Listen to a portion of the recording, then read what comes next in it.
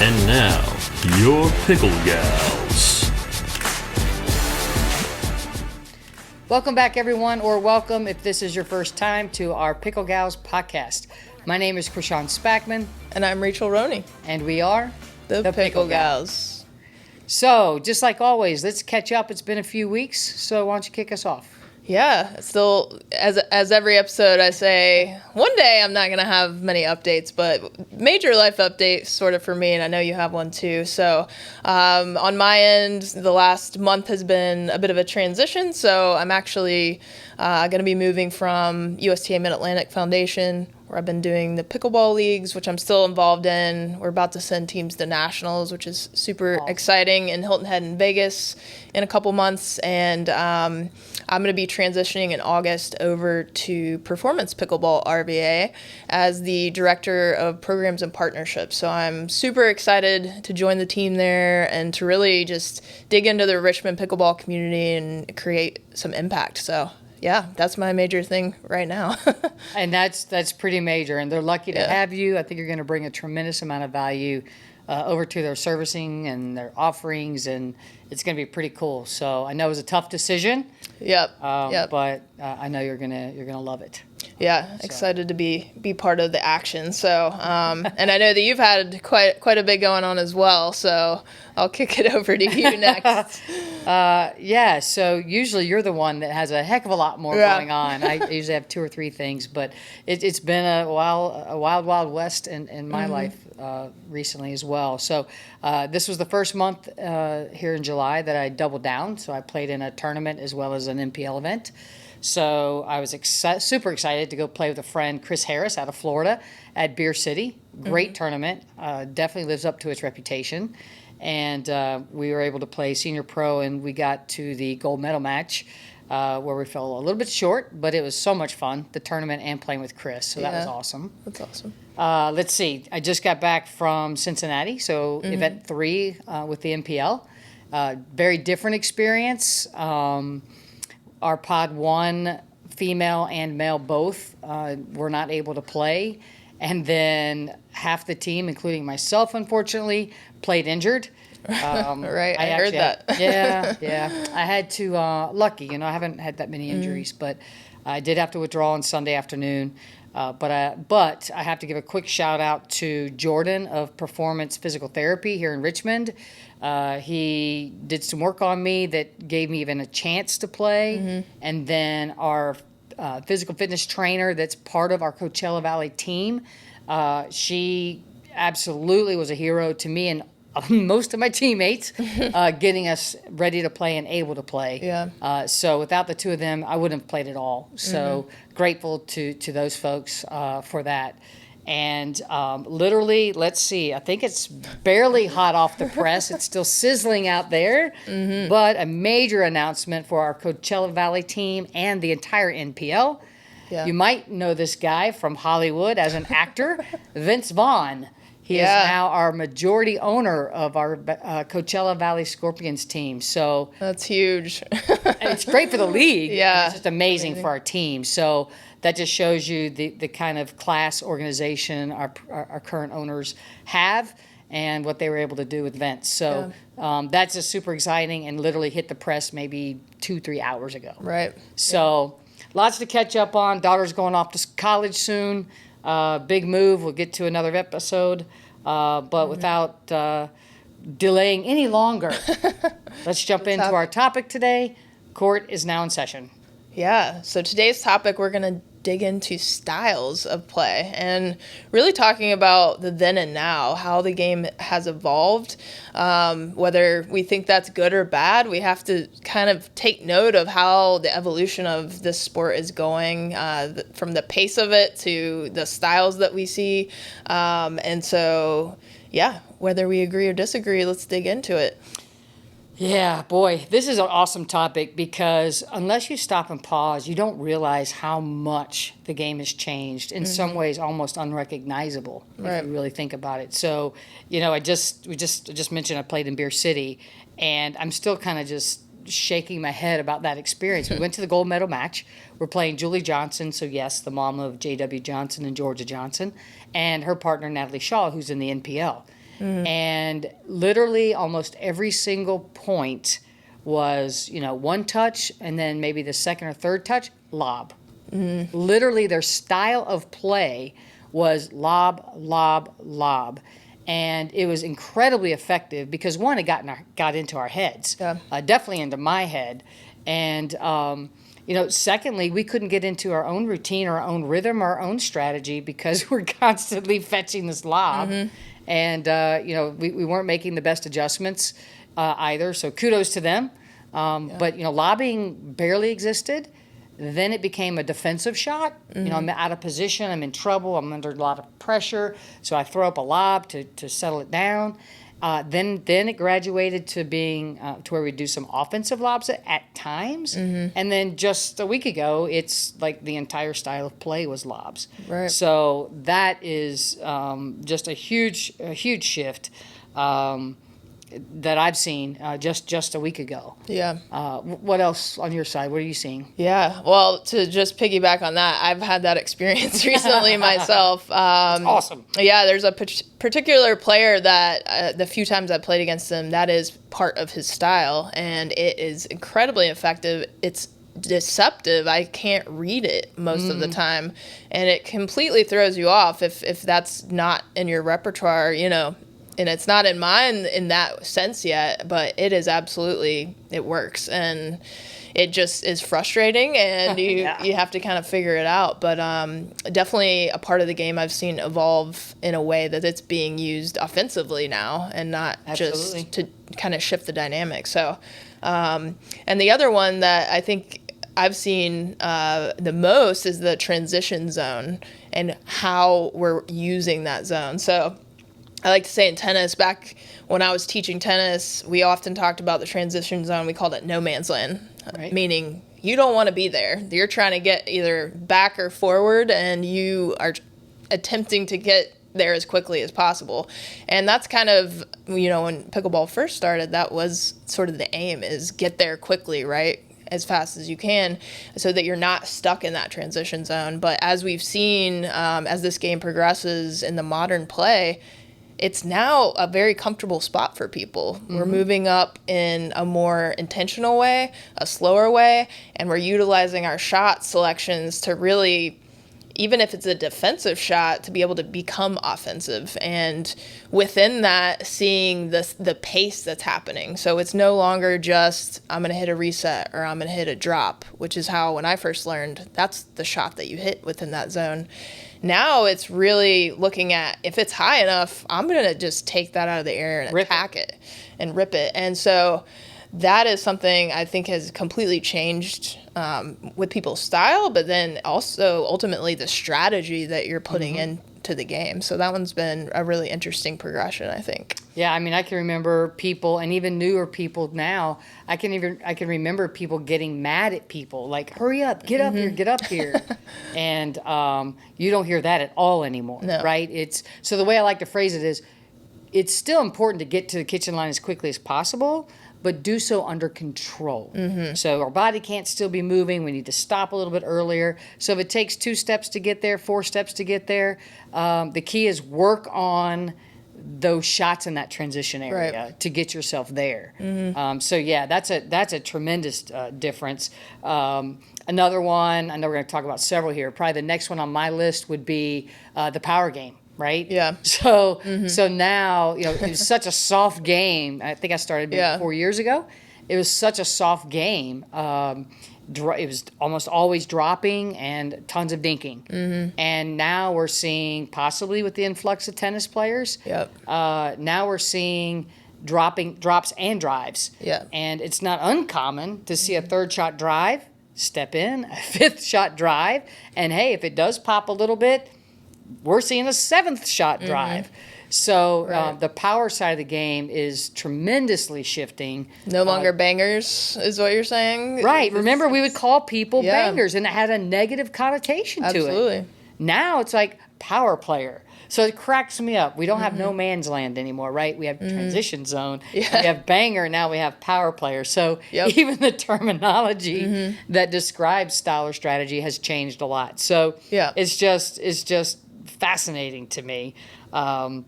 A couple other ones real quick. Poaching.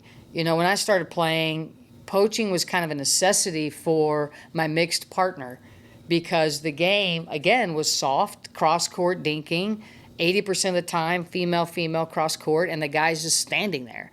So it kind of became a forcing function for the guy to poach. Right. Now it's a style of play.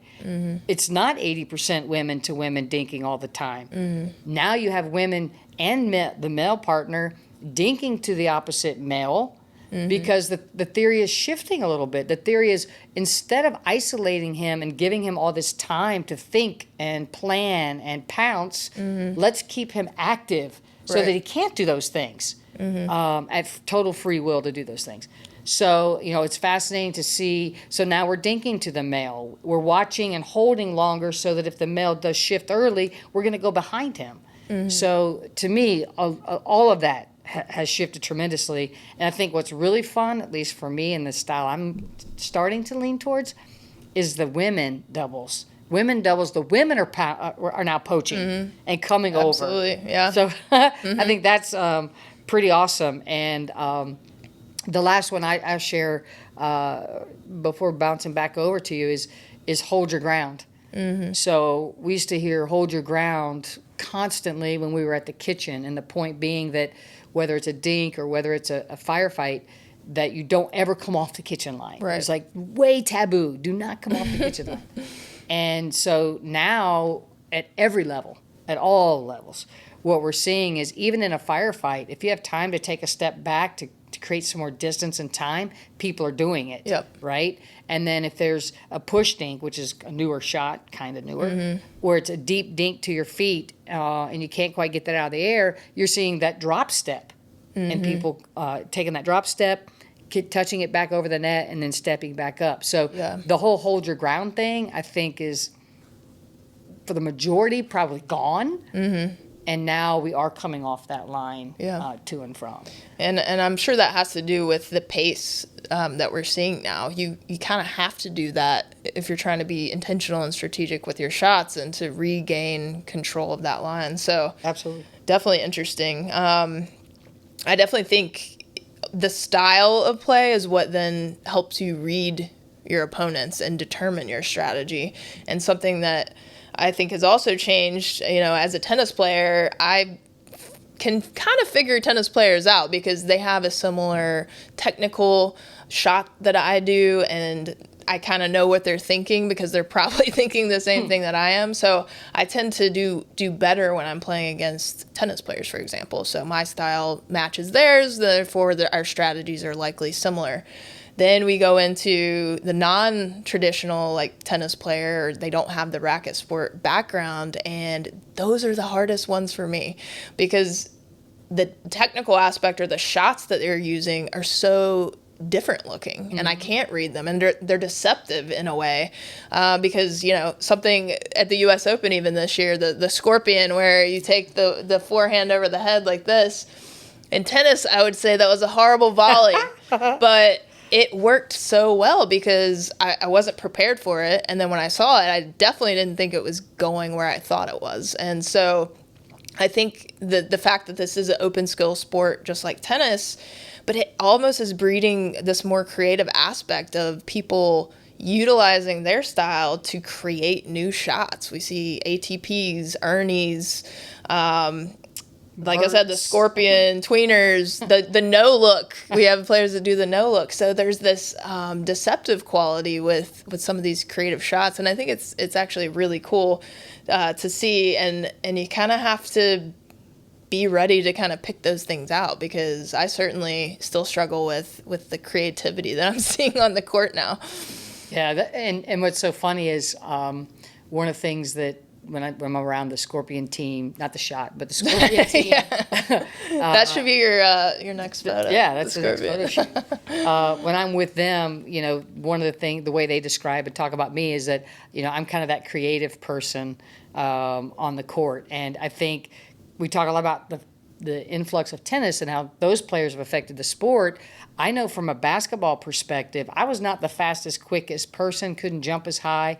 So I had to be very creative on a basketball court as a guard. And so I know that you're absolutely right about the creativity piece of it, because I know that they want me sometimes to tune my brain down when it comes to that creative piece. But I'm constantly thinking about what other shot can I do? How else can I do something different or unexpected? I do the no look shot. I'm not saying I recommend it, but You do it well. I will say but that. I do it.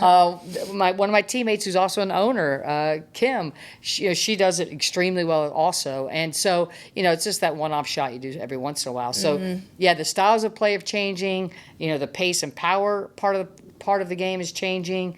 The creativity of the shots is actually probably my favorite part of the game. And that is certainly changing. I think that's where we start seeing style and strategy both start to blur the line. Like as we talk style sitting here, I'm thinking some of this could almost be called strategy or thought of strategy. Yeah. So for example, one of the things that I know myself and drill partners have been working on, and I don't know, is it strategy or style, is instead of that left side player playing the ball and then when the ball comes to the middle, pouncing over and taking it, now we're kind of trying out the idea of holding the line. So if I'm on the left side and it's my backhand line and I'm playing against a forehand player in front of me, we are kind of adopting this style strategy, I don't know, of holding that line, leaning mentally to protecting the line for that line shot from that forehand, and trusting that our partner is now covering the middle. Right? And then if the ball, of course, is cross court, we'll shift over, and I'll do the same thing. But on my forehand side, that's my forehand line, and they're my opponent's backhand, assuming right-handed. Sorry, lefties. And I play with lefties, so sorry about the lefties. If that's the situation, on my forehand line, I'm not covering it as much, but I'm still actually deferring to my partner to cover middle. So, I think that's something that's shifting. I don't think it's shifted yet. I don't know that everybody's bought into that yet, but that's something that's shifting as well. So, I definitely think that, to your point, they are commingled, and I think your style drives your strategy on the court, and then obviously working with a partner, those strengths and weaknesses are going to play out, and ultimately what you determine that strategy to be on the court. So. Yeah, I mean, I struggled with it this past weekend. If that player on the left-hand side is setting something up that's intentionally going, to the line across from them, anticipating that middle shot, then they're instinctively coming in over and putting that away. And so in that case, if I'm in the middle, we're colliding. So it's something we're experimenting with, but again. There's not a lot of sports, I don't think, where you get to experiment with all these different styles, these shots. I did want to make a comment about the shots. I really wonder, like when you said scorpion, did someone just do that motion in self-defense? I'm gonna guess. And it became a shot, because I think a lot of shots sometimes are like we're defending ourselves or just kind of desperation. And next thing you know, a week later they have a name and everybody's trying to do them. And they're doing it on purpose now. right. So it's just fascinating. And you had mentioned something about how all this also plays back into what we keep going back to, right? Mindset. Yeah, absolutely. I think it re-emphasizes that you have to have a growth mindset when it comes to learning in general, but particularly this sport. It's evolving so quickly, and if you're not adaptable to these new shots and these changes and things, then it's just going to be more and more difficult to keep up, because your game is going to have to evolve, and the way that you're perceiving the court and all of those things, for sure. Yeah, that's a great spot to wrap up on, because as we've talked during this whole podcast, all these different ways that styles have changed, strategies have changed, shots again have changed. If you're right, if I don't have a flexible mindset, I could get stuck. Right. So I think, again, we keep coming back to mindset, but our mindset's got to be flexible and adaptable as well, and embrace these things. And try them out. They're a lot of fun. And you may be the next person that in self-defense creates a new shot inadvertently that we're all now trying to mimic. So that's right. And just to mention a couple more things, I mean, I think besides the mindset piece, like we talked about with tournaments last time and how you have to be adaptable at a tournament situation with changes in formats, the other pieces of the game that have really evolved have been the serve. Oh, yep. So we have, the rules now have changed with the serve, so that's evolving. So with the drop on the serve and people utilizing the serve more offensively. It's not just to get it in play now. I'm using it to try to get some free points for my team. So those things are changing, along with one of my favorites that has changed has been if we're stacking now and we're in the wrong position in a tournament.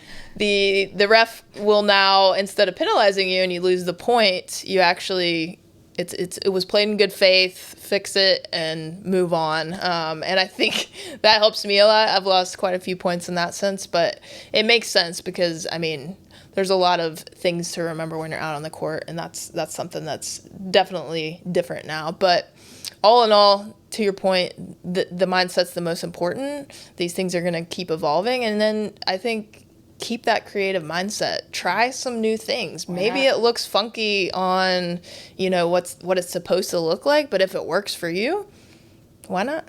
Hey, it goes with the principle I coach with. Be unpredictable and make your opponents uncomfortable. Mm-hmm. So the point of try it, create it, see if it works. The only caveat, because I hear Dane Gingrich in my ear right now, let's not get out of control and get crazy with it. There's a time and place for it. Maybe it's 9 and 2. But it's definitely impacting the game, and it's making it a lot of fun and entertaining. So be free, be wild, be crazy. It's so much fun to talk about this, and I know we could probably have 2 more podcasts on this. Right. If anyone out there has a shot we haven't seen yet or hasn't been talked about, let us send know. it in. We'll throw it out there. We'll try it. Send us a video. Let us see what it looks like. Yeah. See if we can. Maybe we should have a contest and send in your most creative shot that you can create, and maybe we'll give out a free hat to the one that's the coolest. I like it. I like it. So send a video. Most creative shot that we haven't seen yet. Mm-hmm. We'll pick the winner. Maybe we can get you on the podcast. Maybe we'll pick. We'll a winner. show it on the podcast. We'll definitely show it on the podcast. Mm-hmm. We'll get you a hat. Mm-hmm. Send it to contact@thepicklegals.com. So absolute pleasure. Good luck in the new journey. You too. Go get creative. Court is now adjourned.